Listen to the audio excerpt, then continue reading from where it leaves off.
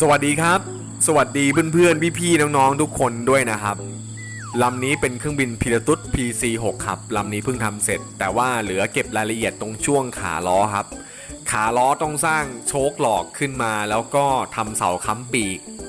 แต่เดี๋ยววันนี้มาดูรีวิวกันก่อนแล้วกันนะครับ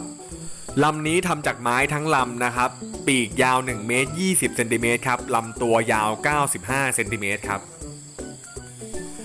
ปีกเป็นปีกหลิบนะครับขึ้นหลิบด้วยไม้บันซ่า3มิลแล้วก็หุ้มหลิบด้วยไม้บันซ่า2มิลครับทำสีด้วยโมโนโคดครับผมเหมือนเดิมครับในส่วนของลัดเดอร์นะครับกับอีเลเวเตอร์ก็ใช้ไม้บันซ่า3มิลประกอบกัน2แผ่นนะครับมันจะแข็งหน่อยความหนาก็6มิลครับนี่ครับ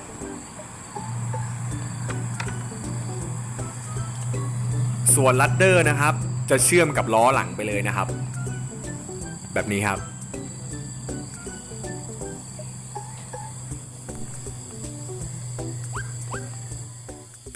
ลำนี้ใช้แอร์ฟอยล์ตัว Lamina Flow นะครับซับโซนิกเพราะว่า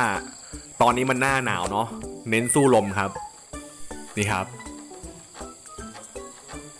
แข็งแรงครับผมหน้าหนาวก็ต้องสู้ลมกันหน่อยแหละครับเนาะด้านล่างก็จะประมาณนี้นะครับลำนี้ใช้เซอร์โว4ตัวนะครับที่ปีกก็จะใช้ฝั่งละตัวนะครับก็จะมีช่องใส่เซอร์โวอยู่ตรงนี้ครับผมก็คือลอดสายเข้าไปข้างในแล้วก็ดันสายแล้วสายจะไปโผล่ในตัวลำครับโผล่ที่กลางลำเลยนะครับนี่ครับ2ฝั่งนะครับตรงช่องใส่มอเตอร์ด้านล่างนี้ก็จะมีฝาปิดนะครับแต่ว่าตอนนี้ยังไม่ได้ใส่มอเตอร์แล้วก็ยังไม่ได้ใส่สปินเนอร์นะครับถ้าใส่สปินเนอร์เข้าไปเนี่ยมันจะดูหล่อขึ้นมาหน่อยนะครับก็เดี๋ยวเอาไว้ทีหลังนะครับด้านล่างก็เหลือแค่ใส่ลายเพิ่มเติมนะครับแล้วก็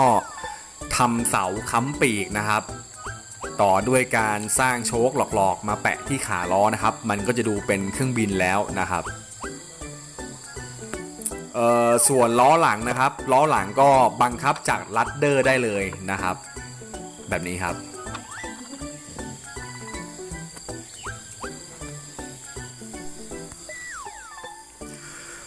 การล็อกขาล้อก็ทั่วๆไปครับแต่อันนี้ยังขันไม่แน่นนะครับลวดที่เห็นนี่ผมดัดเอาเองนะครับผมไปซื้อมุ้งมานะครับมุ้งที่เอาไว้ครอบเด็กครับผมลงทุนซื้อมุ้งครอบเด็กครับมาดัดขาล้อนะครับสปริงค่อนข้างจะแข็งแรงเลยครับด้านในก็จะประมาณนี้นะครับลำตัวเป็นไม้บันซ่า3มิลนะครับขึ้นโค้งด้วยไม้ไพร์วูด3มิลแล้วก็เอาไม้บันซ่า3มิลทำลำตัวครับเป็นไม้เต็มทั้งหมดนะครับไม่มีหลิบเลยนะครับประมาณนี้ครับส่วนด้านหน้าเนี่ยตีนตุ๊กแกก็จะยาวหน่อยนะครับเอาไว้ขยับแบตครับผมประมาณนี้ครับ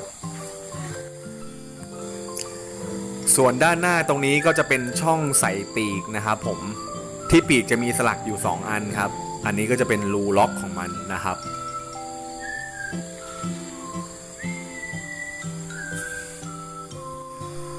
ส่วนสเปคชุดไฟสำหรับไฟนี้ก็เหมือนเดิมนะครับมอเตอร์เบอร์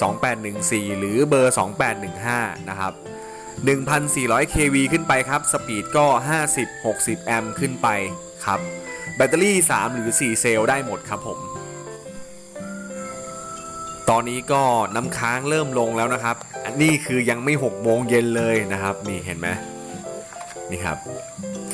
ยังไงก็สำหรับเครื่องบินไม้บันซ่าทำมือนะครับก็จะสภาพประมาณนี้นะครับยังไงก็เอาไว้เจอกันใหม่คลิปหน้านะครับขอบคุณเพื่อนๆพี่ๆน้องๆทุกคนนะครับที่เข้ามาชมคลิปผมเนาะรักษาสุขภาพด้วยนะครับสวัสดีครับ